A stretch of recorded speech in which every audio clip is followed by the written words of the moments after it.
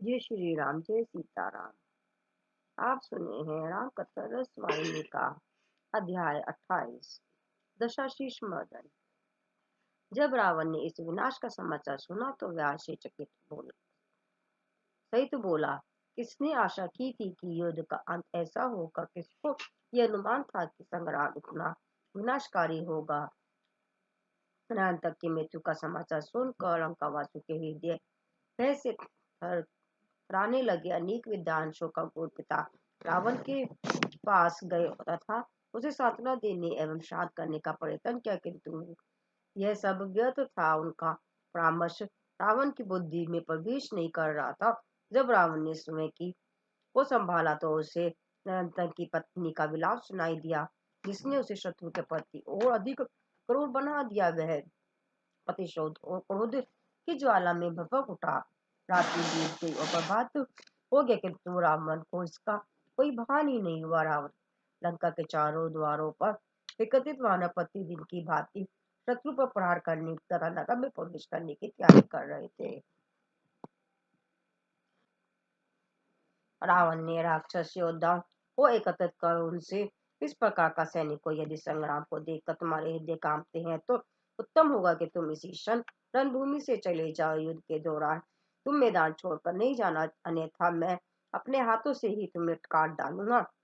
सेना के इस प्रकार धमकाते हुए रावण ने सोचा कि वे अंत तक लड़ेंगे। फिर उसने तीव्रतम गति वाला रथ लाने का आदेश दिया। उसने आदेश दिया कि युद्ध का बिगुल और रणभेरी बजाई जाए। पर्वत शिखरों पर आच्छादित गहन तिमिर के समान राक्षस योद्धा अपनी अपनी कतारों पर में चल दिए। ज्यों ही उन्होंने वर्णारंभ किया, मार्ग में अनेक अपशगुन आए, किंतु शारीरिक बल के गर्भ में उन्मत्त रावण का उन पर ध्यान ही नहीं दिया।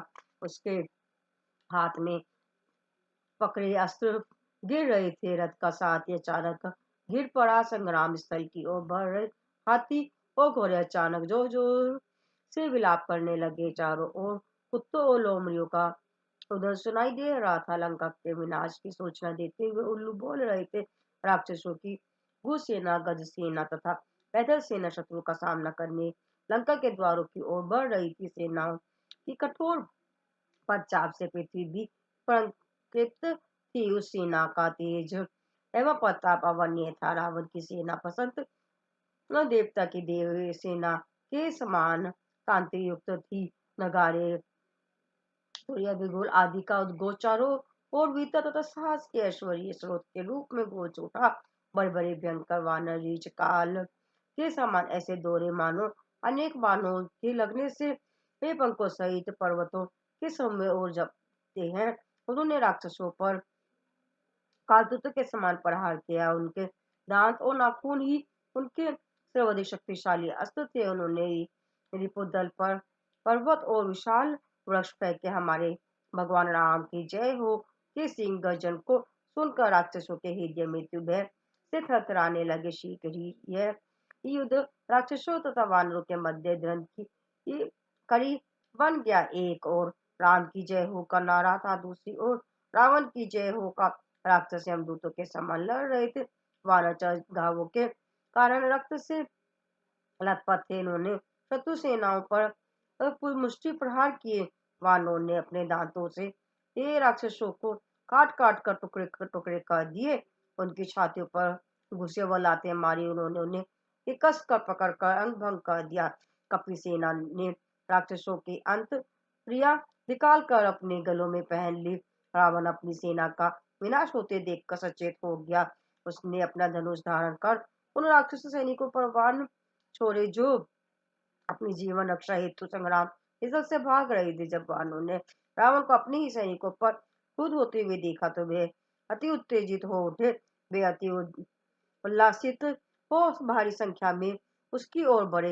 उन्होंने रावण पर गिरी पर्वत और वृक्ष फेंके, किंतु रावण ने अपने आसपास राक्षस सेना को खड़ा कर लिया और अपने सैनिकों को दृढ़तापूर्वक खड़ा रहने को प्रोत्साहन दिया। उस विशाल राक्षस दल का सामना करने में असमर्थ सभी वानर दल पितर होने लगे। वह चिल्लाए, हे भगवान, हे सुग्रीव, हमें बचाओ, हमारी रक्षा करो। पृथ्वी और आकाश रावण द्वारा छोड़े गए बाणों से अंधकार में हो रहे थे। वानर दूर दूर तक भाग रहे थे। शीघ्र में कोलाहल मच गया। लक्ष्मण ने स्थिति भाप ली, उन्होंने अपनी कमर कस ली और धनुष्मान धारण कर लिया। उन्होंने राम को दंडवत प्रणाम कर तथा उसका आशीर्वाद ग्रहण कर रणभूमि के लिए प्रस्थान किया। लक्ष्मण ने रावण को धिक्कारा और उस पर व्यंग करते हुए कहा कि ओ अखल, तुझे वानरों और बालों का संहार करने से क्या लाभ हुआ होगा? मुझे ध्यान से देख, मैं स्वयं मृत्यु के रूप में तेरे सम्मुख खड़ा हूँ, अब काल तेरा नाश करने आ गया है। रावण ने उत्तर दिया, ओ क्या मैं तुझे नहीं जानता? मैं तू मेरे पुत्र का हत्यारा है। मैं बहुत दिनों से तेरी ही खोज में था। आज तेरा वध करके ही मेरे हृदय को शांति मिलेगी। रावण क्रोध से आग बबूला हो रहा था, कहते उसने लक्ष्मण पर तीक्ष्ण बाणों की बौछार कर दी, किंतु लक्ष्मण ने अति चतुराई पूर्वक उन बाणों के सैकड़ों टुकड़े कर डाले। इसके अतिरिक्त लक्ष्मण ने रावण पर अग्नि बाण छोड़े, जिन्होंने रावण के रथ तथा सारथी को चूर चूर कर दिया। लक्ष्मण ने सौ सौ तथा उससे भी अधिक संख्या में इकट्ठे बाण छोड़े। वे रावण के मुख को छाती पर लगी, जिसके परिणाम स्वरूप वह पीड़ा से कर रहा था। वह चेत हो भूमि पर गिर पड़ा, किंतु उसे शीघ्र ही होश आ गया और वह प्रचंड क्रोध सहित उठा। फिर उसने लक्ष्मण पर भयानक शक्तिशाली अस्त्र छोड़ा, जो उसे स्वयं हनुमान ने दिया था।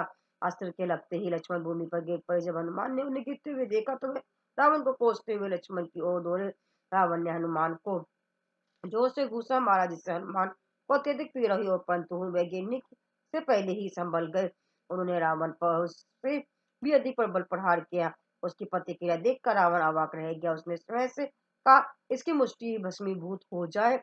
मैंने कभी सपन में भी नहीं सोचा था कि एक वानर की मुष्टि इतना शक्तिशाली प्रहार कर सकती है। इसी बीच लक्ष्मण ने भी होश में आकर पुनः युद्ध के लिए तैयार हो गए। रावण ने को दोबारा अचेत होने के कारण दूसरे रथ में बैठाना पड़ा।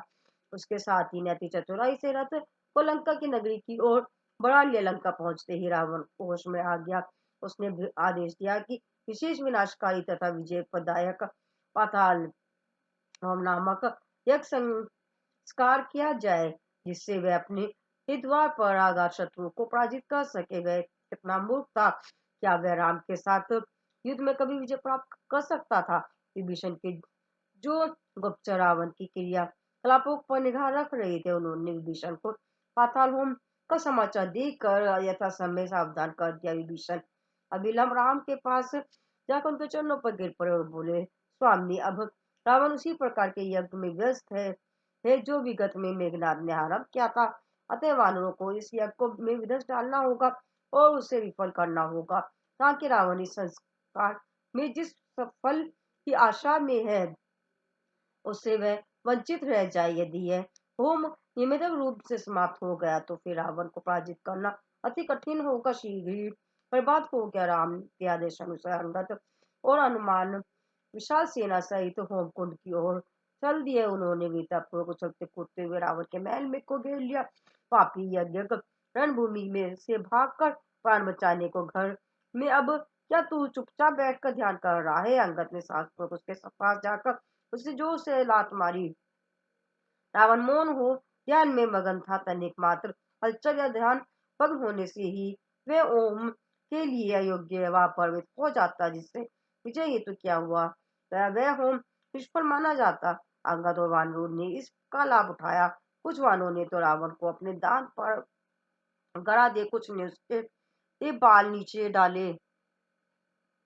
इस पर रावण गुस्से से लाल हो खड़ा हो गया और कुछ वानरों को पूंछ से पकड़ उन्हें जोर से घुमाकर भूमि पर पटकने का प्रयत्न किया, किंतु वह एक कदम भी आगे नहीं बढ़ सका। वह बात उसके लिए मान लज्जास्पद थी कि अल्पकाल में ही रावण और कपि सेना के मध्य मारकाट और संघर्ष आरंभ हो गया। रावण ने होम की जो योजना बनाई थी वह सफल होगी। रावण बहुत दुख निगमन था। अब वानरों ने राम के पास जाकर उन्हें संपूर्ण घटना सुनाई। विभीषण तथा अन्य लोग उनकी सफलता के विषय में सुनकर अति हर्षित हुए। रावण गहन निराशा में स्नात था, क्योंकि वह यज्ञ करने में सफल न हो सका। तथापि वह रणभूमि में पुनः जाने के लिए कर्तव्य व्रत था। ज्यों ही वह अपने महल से निकला, उसके मार्ग में अपशकुन हुए। चीड़ होती गई महल से में आकर उसके सिवा हाथों पर बैठ गई तथा इसके परिणाम स्वरूप उसका मुकुट अपने स्थान से गिर पड़ा, किंतु उसने इन चेतावनियों पर कोई ध्यान नहीं दिया। उसने युद्ध के नगारे व रणभेरी बजाने का आदेश दिया। उसका नाद सुनते ही हजारों राक्षस एकत्रित हो गए। संपूर्ण राक्षस सेना राम के विरुद्ध अंतिम युद्ध के लिए चल पड़ी। राम ने अपने कंधे पर तरकस और ये हाथ में धनुष बाण धारण कर लिया। अपने लंबी भुजाओं तथा विशाल वृक्ष युक्त से तेजपूर्ण सौंदर्य स्वरूप तथा पराक्रम की प्रतिमूर्ति राम जब युद्ध भूमि में आकर खड़े हुए तो सभी देवताओं ने आकाश में एकत्रित हो राक्षस जाति के संपूर्ण मानवता की रक्षा करने वाले श्री राम पर पुष्पों की वर्षा की। राम के पीछे विशाल कपि सेना कर्मबद्ध खड़ी थी और पथ्य का आदेश के लिए पति सतर्क थे। जिस प्रकार प्रलय दिवस और तूफानी बादल भूमि पर विनाशकारी बाढ़ लाते हैं, उस प्रकार वानरों के समय राक्षस सेना का नाश करने के लिए तीव्र गति से बढ़ रही थी। शत्रुओं पर फेंकी गई पर्वत चोटियां अति गरज के साथ गिरी। पल भर में ही राक्षस सेना के सभी रथों, हाथियों तथा घोड़ों का नाश हो गया।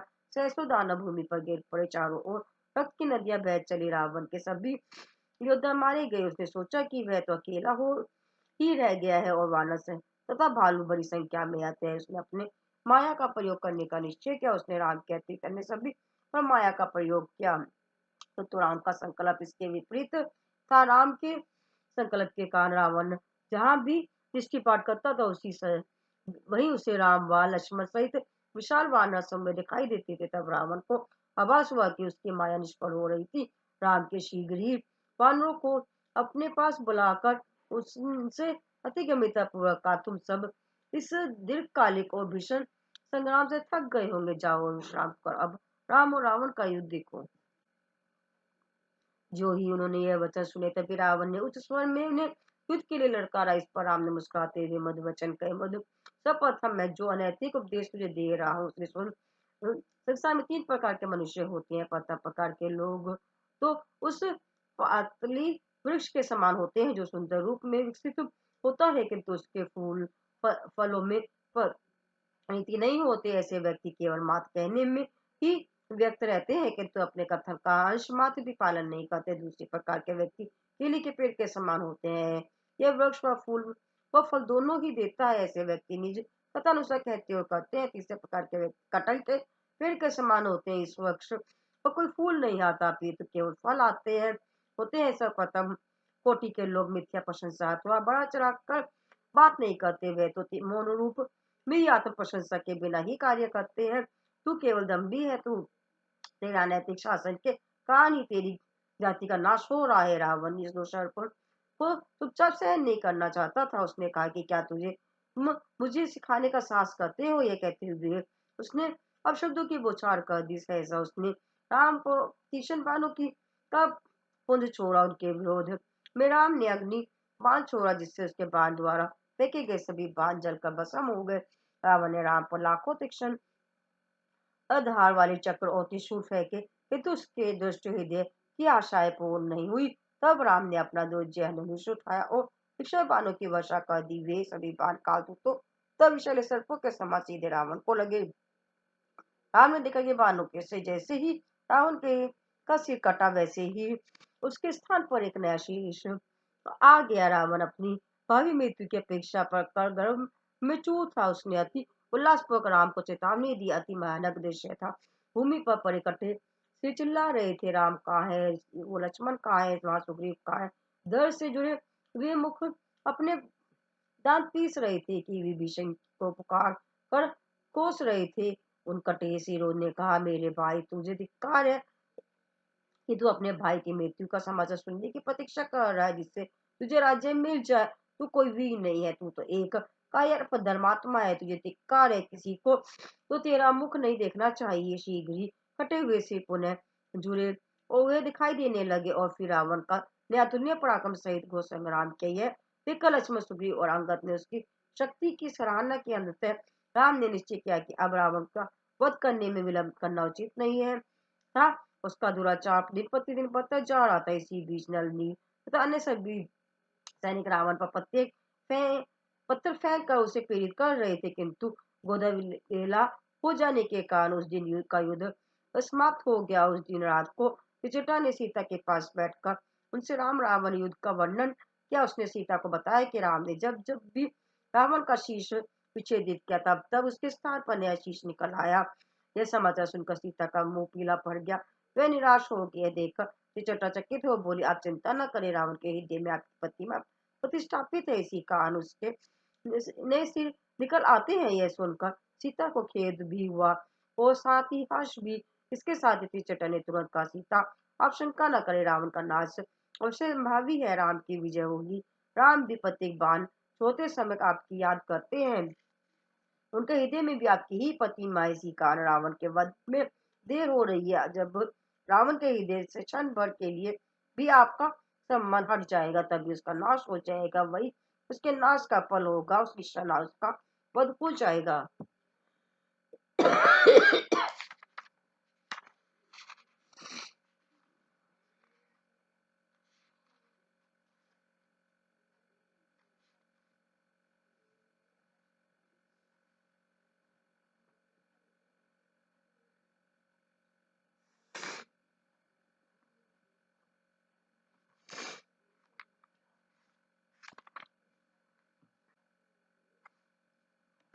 युद्ध के दूसरे दिन रावण ने अपना माया जल फैला दिया। संपूर्ण क्षेत्र उसकी माया शक्ति द्वारा उत्पन्न भूतों, प्रेतात्मा तथा धनुषधारी पिशाचों से भरा था। चारों ओर जोगिनियां एक हाथ में तलवार पकड़े तथा दूसरे हाथ में रक्त से लथपथ नरमुंड लिए नाच रही थी। वे चिल्ला रही थी कि पकड़ो पकड़ो, भारे मारो मारो, काटो काटो वानरों की छू और अग्नि की दीवारें दिखाई दे रही थी।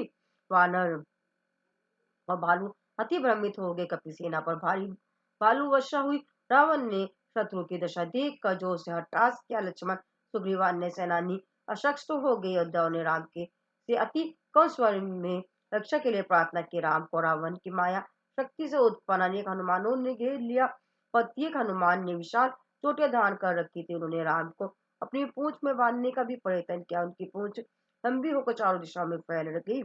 किंतु राम अप्रभावित रहे। संघार और आकार से झंझावतों में भी राम एक खिले पुष्प के समान खड़े रहे।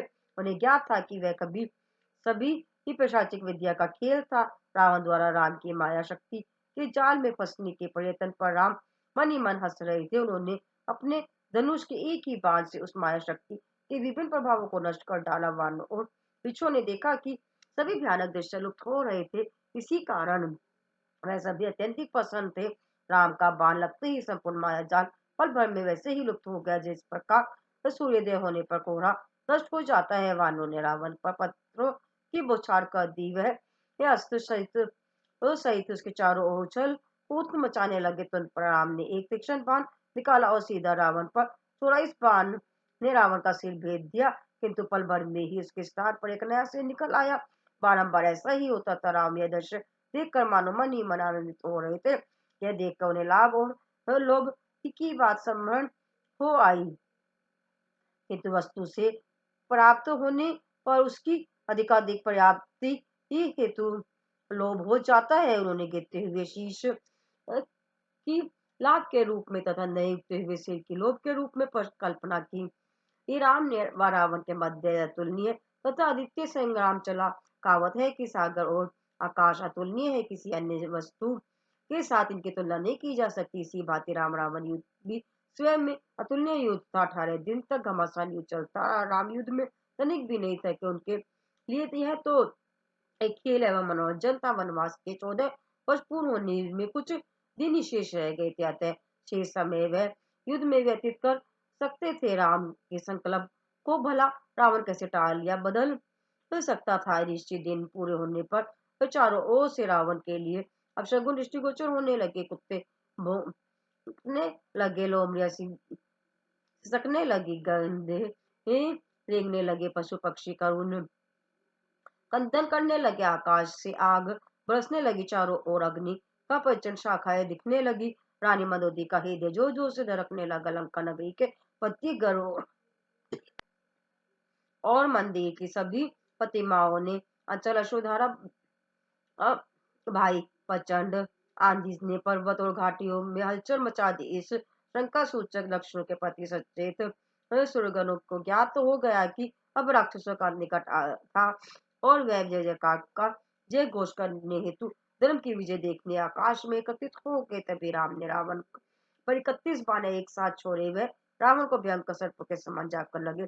एक बार रावण की नाभि के नीचे स्थित अमृत कुंड में लगा। शेष 30 बाणों ने उसके सिर और हाथ विच्छेदित कर दिए। भूमि पर गिरे शीश और अंग लोटपोट हो रहे थे और कुछ समय नृत्य करके फिर शांत हो जाते थे। इस प्रकार रावण जीवन युक्त मुक्त हो स्वर्ग पहुंच गया। वह दिवस चैत मास के शुक्ल पक्ष का 14वां दिन था। उसी पल आकाश नगारों से गूंज उठा। रावण की तपस्वी आत्मा राम में विलीन हो गई। वह दृश्य देखकर कपिनायक अवाक रह गए। वह 18वां दिन कि इस राम रावण युद्ध में राम की वीरता और पराक्रम को देखकर चकित हो गए। वह उल्लास पूर्वक एक स्वर में चिल्लाए, रामचंद्र की जय हो। रावण की मृत्यु का समाचार सुनते ही रानी मंदोदरी भूमि पर गिर पड़ी। वह अपनी दासियों सहित सबके पास गई और अत्यधिक प्रलाप करने लगी। उसने रावण के सिर एकत्रित किए और अपनी स्वामी भाग्य पर महाशोक करने लगी। उसने रावण के विगत पराक्रमों का न स्मरण करते हुए उनका वर्णन किया। स्वामी, आपने संपूर्ण सृष्टि को जीत कर उसे अपने वश में कर लिया था। आठों दिशाओं के राजा रक्षा हेतु प्रार्थना करते हुए आपके चरणों में नतमस्तक हो गए थे। ऐसे ऐश्वर्य का क्या लाभ हुआ? आपने जो तप आदि की थी वे व्यर्थ हो गए। पराक्रम होते हुए भी आपको ये दुर्भाग्य सहना पड़ा। आपने राम का विरोध किया, जिसके कारण आप पर यह आपत्ति आई। आप अपनी कामना वासनाओं पर विजय नहीं ही पा सके। कामुक व्यक्ति चाहे काल के समान शक्तिशाली ही क्यों ना हो, वह कठोर दंड से नहीं बच सकता। आप गम्मान की हो इस विनाश से नहीं बच सके। काम के कारण ही आपने राम की अपेक्षा को तथा अपने सिर पर यह आपत्ति बुलाई। राम ने अपनी ही क्रोधाग्नि से राक्षस थी रूपी जंगल को भस्मित कर उनके देश से ही अवतार लिया है। मैंने आपको यह सत्य अनेक बार बताया, किंतु दुर्भाग्य ने आपको मेरे ही नागरों के प्रति ही बहरा बना दिया। मैंने आपको यह भी बताया था कि राम को साधारण मनुष्य नहीं है, किंतु अनियति आपको मृत्यु की ओर ले गई। अपने मुक्तावश अपने शारीरिक वाला अपनी चतुर बुद्धि, अपने विशाल कोशों तथा असंख्य राक्षस सेनाओं पर विश्वास किया। या मैंने आपके पैर पकड़कर यह विनती नहीं की थी कि आपके पास हिंदू राम के प्रति आत्मसमर्पण कर राक्षसों के विनाश से रक्षा करे? मेरी अन्य विनय का पर कोई प्रभाव नहीं पड़ा। आप तो निरंतर दूसरों को पीड़ित करने में ही संलग्न थे। आपको इसमें महान आनंद मिलता था। शायद ही आपको कोई परोपकार क्या हो। आपकी वृत्तियां तो सदैव पाप कर्मों तथा विचारों की ओर ही प्रेरित थी। फिर भी राम ने आपको अनुग्रह दान दिया कि आपको की आत्मा उनमें लय हो गई। यह कैसी महान अनुकंपा है! आपको मृत्यु उनके हाथों हुई। बहुत कम लोगों को यह सौभाग्य प्राप्त होता है। राम तो आपका वध करने के विशेष उद्देश्य से ही मानव रूप में इस संसार में आए थे। राक्षस जाति के विनाश का मार्ग प्रशस्त करने वाला स्वयं राक्षस राज था।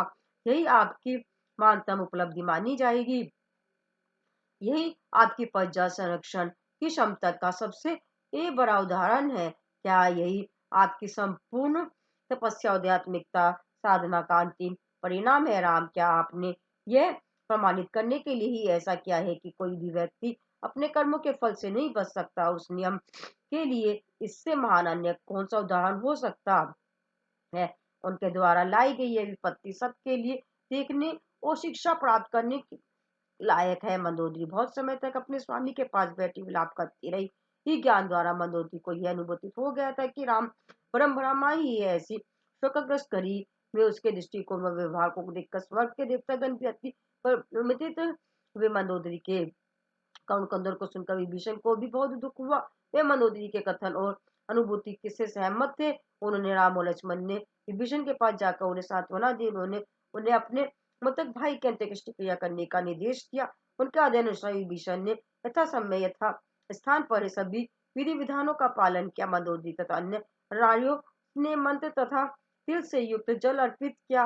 अंत्येष्टि का पति क्रिया विभीषण द्वारा निविध रूप से कर्मानुसार की गई। पूरे समय राम उन्हें संतोष और सांत्वना देते रहे। राम ने कहा कि जब रावण के पापों द्वारा पाप प्राप्त श्राप परिपक्व हो पूर्ण हो गया तो उसका नाश हुआ, अतः उसकी मृत्यु पर शोक करने का कोई कारण नहीं था। राम ने लक्ष्मण व सुग्रीव जामा तथा अंगद को अपने पास बुलाकर कहा कि वे नल नील तथा अन्य लोगों के साथ लंका जाकर विभीषण को लंका की राजगद्दी पर प्रतिष्ठापित करें और उन्हें उन्हें अविलंब लंका जाने का आदेश किया, क्योंकि उनके पिता द्वारा दिया गया 14 वर्ष का वनवास अगले दिन पूर्ण हो रहा था। किंतु विभीषण ने आग्रह और विनती करते हुए कहा, मुझे राज्य की क्या आवश्यकता है, इसके स्थान पर कृपया आप मुझे अपने चरणों में रखे। उसने प्रार्थना की कि आज से लंका आपकी है, लंका को अयोध्या का ही अंश माने। उन्होंने बहुत आग्रह किया, किंतु राम नहीं माने। उन्होंने विभीषण को बहुत देर तक अनेक राजनीतिक नियमों के विषय में बतलाया और घोषित किया कि उनका आदेश अटल है। फिर विभीषण ने प्रार्थना की कि वे अपने कर्म कमलों से उसे राज्य प्रदान करे। राम ने उत्तर दिया, नहीं, यह अनुचित होगा कि 13 वर्ष 11 मास 29 दिन तक पिता के आदेश का पालन करने के बाद अंतिम दिन में उसका उल्लंघन करूं। मैं उनका इच्छानुसार वनवास में हूँ और वनवासी को किसी नगर या मनुष्य निवास में प्रवेश नहीं करना चाहिए। तुम्हें भी ये नियम मालूम है। इस प्रकार कहते हुए उन्हें ने विभीषण को आशीर्वाद दिया और लक्ष्मण को लंका जाने तथा वहां लंका के नए राजा का तिलक करने का आदेश दिया। लक्ष्मण, सुग्रीव, अंगद, नल, नील तथा अन्य सभी राम के आदेश को शिरोधार्य कर नगर के लिए चल दिए और महल में पहुंच गए। उन्होंने विभीषण को मुकुट पहनाया और उसके मस्तक पर तिलक लगाया। विभीषण ने नतमस्तक हुआ और दोबारा पति की सहायता के प्रति आभार प्रकट किया तथा उनके द्वारा प्रस्तुत उदाहरण एवं सहयोग का पालन कर अपना जीवन सार्थक बनाने का प्रण किया। मैं राम का दूत के रूप में इस राज्य का शासन करूंगा। मैं इसे अपने राज्य नहीं मानूंगा। मैंने तो पहले ही राम के प्रति तीसरे वस्तु समर्पण कर दिया है। फिर उसने रावण, उसके पुत्रों तथा सैनिकों द्वारा वानर सेना के प्रति की गई ये क्रूरता तथा पीड़ाओं पर महान खेद प्रकट किया, किंतु उसने यह सोचकर संतोष कर लिया कि यह तो सब राम की ही दिव्य इच्छा का ही खेल था। तुरंत ही उन सभी ने राम के पास जाकर श्रद्धा पूर्वक उसका चरण स्पर्श किया। तब राम ने हनुमान को पास बुलाकर कहा, हे हनुमान, एक बार पुण्य मेरे कार्य हेतु लंका जाओ और सीता को इन सभी घटनाओं का संपूर्ण वृत्तांत सुनाकर उनके कुशल क्षेम का सही समाचार लाओ। तथा अनुसार हनुमान लंका नगरी में प्रविष्ट हो सीता के पास पहुंचकर उनके पवित्र चरणों पर गिर पड़ी। सीता ने उनसे पूछा, क्या राम और लक्ष्मण अपनी वानर सेना सहित सकुशल है? क्या दया सिंधु राम सकुशल एवं प्रसन्न है? हनुमान ने हाथ जोड़कर तथा शीश झुकाकर उत्तर दिया, राम सभी प्रकार से सकुशल व प्रसन्न है। इन्होंने रावण का वध कर दिया है और विभीषण को जन्म इस राज्य का राजा बना दिया है। सीता को राम की विजय और रावण की पराजय पर महान हर्ष हुआ। उनका मुख प्रसन्नता से खेल उठा। वह पुलकित हो उठी। उनके नेत्रों से हर्ष के अश्रु ढलकने लगे। उन्होंने कहा, हे कपिनायक, तुमने मुझे जो शुभ समाचार दिया है इसके बदले मैं तुम्हें क्या भेंट दूं? तुमने जो वचन कहे हैं वे तो अतुलनीय है। हनुमान ने उत्तर दिया, माता, आपके द्वारा प्रकट उल्लास एवं हर्ष ने मुझे तीनों लोकों का सुख प्रदान किया है। इससे अधिक मैं और क्या आकर्षण कर सकता हूँ? शत्रुओं पर राम के विजय तथा उन्हें भाई के साथ प्रसन्न देखने से महानतम और क्या सौभाग्य हो सकता है? इन शब्दों सहित उन्होंने पुनः सीता को दंडवत प्रणाम किया। सीता ने कहा, हे सर्वश्रेष्ठ कपि, मैं 10 महीनों से अपने स्वामी के वियोग में तड़प रही थी और इसी कारण मैं ब्रह्म जगत को ना देख सकी और ना ही इसके विषय में मुझे कुछ ज्ञान था। मुझे यह भी नहीं मालूम कि आज कौन सा दिन या वार है, हम शुक्ल पक्ष है या कृष्ण पक्ष है तथा पक्ष का कौन सा दिन है। तुमने मुझे ये सर्वाधिक प्रिय एवं शुभ समाचार दिया है, अतः मैं इसे मंगल दिवस कहूंगी, क्योंकि इसने आज मंगल अथवा आनंद प्रदान किया है। वह दिन वास्तव में मंगलवार का ही था। वह दिन पुण्य दिवस के रूप में माना जाए और यह समाचार लाने वाले के रूप में तुम्हारी इस दिन सप्ताह के अन्य दिनों की अपेक्षा अधिक उपासना हो की जाए। इस पर हनुमान उन्हें साष्टांग प्रणाम कर हाथ जोड़कर खड़े हो गए। सीता ने हनुमान से विनती की, सौंदर्य व दया की पति मूर्ति मेरे स्वामी राम को देखने की मेरी इच्छा पूर्ण करे। क्या तुम्हें मालूम नहीं है कि यह संपूर्ण और युद्ध और विनाश मुझे मेरे स्वामी को लौटाने के लिए ही किया गया है? मुझे तुरंत ही राम के चरणों में ले चलो। हनुमान सीता के वचनों में नित पीड़ा को सहन नहीं कर सके। वे आकाश में उड़कर पल भर में राम के पास पहुंच गए। उन्होंने राम को संपूर्ण वृत्तांत सुनाया। राम ने अंगद, विभीषण तथा अन्य वानरों को आदेश दिया कि वे सीता के पास जाकर उन्हें आदर पूर्वक उनके समक्ष ले आए। वे लोग अशोक वन पहुंचे और जहाँ सीता बहुत समय से रखी गई थी। विभीषण ने कहा कि अशोक वन से निकलने से पूर्व सीता स्नान कर रेशमी वस्त्र पहनने और सुंदर आभूषण से अलंकृत हो, किंतु सीता ने उनके परामर्श को अस्वीकार करते हुए कहा, राम ही मेरे अमूल्य आभूषण है मेरे लिए, वही एक आभूषण पर्याप्त है। उनका दर्शन ही वह स्थान है जिससे मुझे संतोष मिल जाएगा। मैं उनके चरणों में साष्टांग प्रणाम करूंगी, वह ही मेरे रेशमी वस्त्र है। मैं वह कोई भी वस्तु नहीं पहनना चाहती हूँ जो किसी समय रावण की संपत्ति थी। विभीषण का हृदय सीता की राम के दर्शन की गहन लालसा को देखकर विदन हो गया। उन्होंने दासियों से कहा कि वह सीता की इच्छा अनुसार ही कार्य करे। दासियों ने भी ये बताया कि सीता की अपने स्वामी से मिलने की तीव्र इच्छा थी। तुरंत ही एक पालकी लाई और गई और सीता को उसमें बिठाया गया। वानों ने पालकी को अपने कंधों पर उठा लिया। जब सीता जा रही थी तो वह जीवित रह गई। राक्षसी वानर सैनिक तथा अन्य लोग मार्ग में दोनों ओर खड़े हो उल्लास से झूम रहे थे। वे अपने पंजों पर खड़े होकर तथा उछल उछल कर सीता को स्पष्ट झलक पाने का प्रयत्न कर रहे थे, किंतु सीता ने दाएं या बाएं नहीं देखा। वह तो सिर झुका केवल राम के ही विचार में मगन थी। जब थोड़ी सी दूर रह गई तो सीता पालकी से उतरकर पैदल चलने लगी, क्योंकि उनका विचार था कि उन्हें अपने स्वामी के पास जाकर पैदल ही चलना चाहिए। वह धीरे धीरे राम की ओर बढ़ रही थी। जो ही वह राम के समीप पहुंचे, मार्ग में खड़े वानों ने उनके चरणों में नतमस्तक हो हर्षध्वनि की, जय जय सीताराम। जब सीता निकट आ गई तो राम ने घोषित किया कि अभी उन्हें वहां न लाया जाए, क्योंकि सीता की अग्नि परीक्षा होनी थी। वह सुनकर रावण अ, अवाक हो गए और उन्हें अत्यंत दुख हुआ। उन्होंने अग्नि परीक्षा के संस्कार हेतु अग्नि प्रज्वलित करने के लिए सूखी लकड़ियां और ईंधन लेने जाना पड़ा। जिन वानों ने रावण के युद्ध करने से पूर्व वह युद्ध के दौरान विशाल पर्वत चोटियां तथा शिलाएं अपने कंधों पर उठाई थी, अब उन्हीं वानरों को नन्ही नन्ही सूखी लकड़ियों का बोझ बहुत अधिक लग रहा था, क्योंकि उनके हृदय सीता की इस अग्नि परीक्षा के विचार में बोझिल हो गए थे। वास्तव में वे राम को जानते थे कि सीता निष्कलंक थी और वह सद्गुणों की मूर्ति थी। विभीषण, अंगद, सुग्रीव आदि को भी मालूम था कि अग्नि परीक्षा तो केवल संसार को संतुष्ट करने के लिए ही की थी। सत्य तो यह था कि जब दंडक वन में थे तभी सीता रूपी शक्ति को अग्नि में प्रतिष्ठित कर दिया गया था। यद्य सीता की देह लंका में थी, किंतु उनकी शक्ति और तो अग्नि में सुरक्षित थे।